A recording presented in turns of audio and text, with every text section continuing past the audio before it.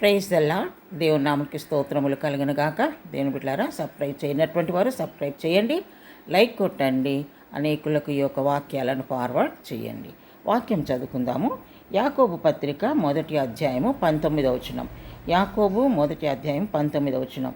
నా ప్రియ సహోదరులారా, మీరు ఈ సంగతి ఎరుగుదురు కనుక ప్రతి మనుష్యుడు వినుటకు వేగిరపడువాడును, మాట్లాడుటకు నిదానించువాడును, కోపించుటకు నిదానించువాడును ఉండవలను. దేవునికి స్తోత్రం. హల్లెలూయా. దేని బిడ్డారా, ప్రతి మనుష్యుడు, ప్రతి ఒక్కరంట వినడానికి, ఏం వినడానికి? దేవుని మాటలు, దేవుని వాక్యము వినడానికి వేగిరపడాలంట. చాలా మట్టుకు జనాలు వినడానికి ఇష్టపడరు.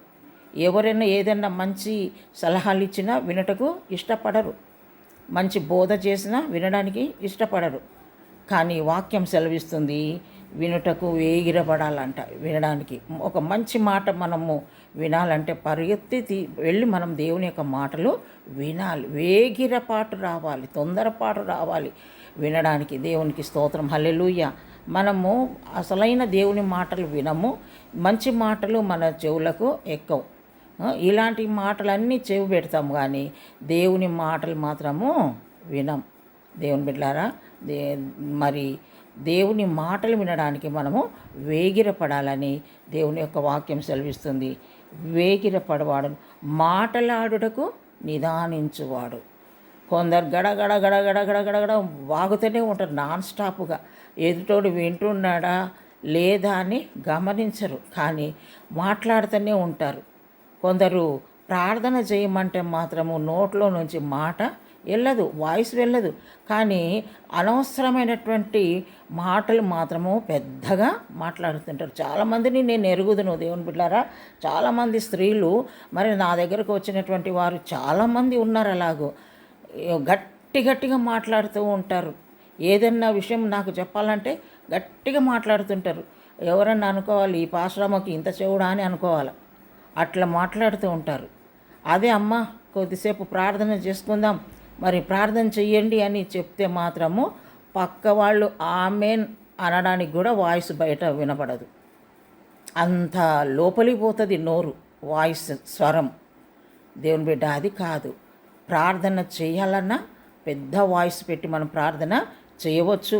దేవుని మాటలు, దేవుని బిడ్డారా, మంచి మాటలు మాట్లాడాలి. మాట్లాడుటకు నిదానించువాడుగా ఉండాలంట. ఎక్కువ తక్కువ మాట్లాడకూడదు, నిదానంగా మాట్లాడాలి. కొందరు ఇష్టం వచ్చినట్టు మాట్లాడుతుంటారు, కానీ మనము మాట్లాడేది నిదానించి, మనం మాట్లాడే మాటలు ఇతరుల హృదయానికి మంచి మేలు చేస్తుందా, లేకపోతే ఇతరుల హృదయాలకు అది గాయముగా ఉంటుందా, అలాగూ ఆలోచించి మనం మాట్లాడాలి. దేవుని బిడ్డలారా, మాట్లాడడానికి ఎలా ఉండాలంట? నిదానించువాడు, కోపించుటకు నిదానించాలి.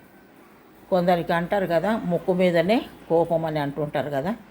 కొందరికి ఉట్టుట్టిగానే కోపం వస్తుంది. ఒకవేళ మంచి మాట పలకరించినా బుస్సున లేస్తూ ఉంటారు. కోపం. చాలామందికి ముక్కు మీదనే కోపం. దేవుని బిడ్డలారా, కాదు. మనము నిదానించాలి, కోపపడకూడదు, త్వరగా కోపపడకూడదు. దేవునికి స్తోత్రం. హల్లెలూయా. ఆ కోపాన్ని మనము అణిచివేసుకోవాలి.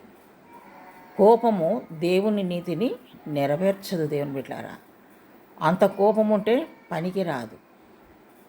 దేవుని నీతి నీ ఎడల నెరవేర్చబడాలంటే నీలో కోపము ఉండకూడదు, నీలో శాంతం ఉండాలి. శాంతమైన మనస్సు కలిగి నువ్వు జీవించాలి.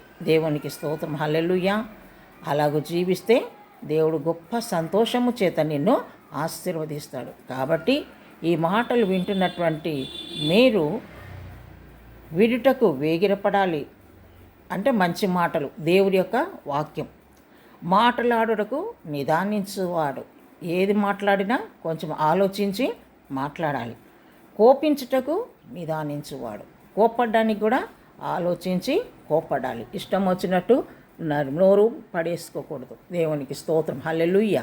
దేవుని బిడ్డలారా, ఈ మూడు మనము కలిగి ఉన్నామా, ఎందులో మనము ఉంటున్నామో అది సరి చేసుకొని దేవునికి ఇష్టకరంగా ముందుకు సాగినట్లయితే దేవుని ఆశీర్వాదాలు పొందుకుంటాం. దేవుడి కొద్ది మాటలు మన ఆత్మ మెలక దీవించును గాక. ప్రభా నీకు స్తోత్రములు నాయన. అవును తండ్రి, మేము ఏవి వినాలో ఏవి వినకూడదో, ఏది మాట్లాడాలో ఏది మాట్లాడకూడదో నాయన, దేని విషయంలో కోపడాలనో ఏ విషయంలో కోపం తెచ్చుకోకూడదో అన్ని విషయాలు మీరు మాతో మాట్లాడి ఉన్నారు కాబట్టి ఆ విధముగా నా తండ్రి విన్న ప్రకారము నా దేవా ముందుకు సాగుటకు మీరు సహాయము చేయమని, ప్రతి బిడ్డను మీరు దీవించమని నజరేయుడైన యేసు నామములో ప్రార్థించి అడుగుచున్నాము తండ్రి. Amen. Praise the Lord. God bless you.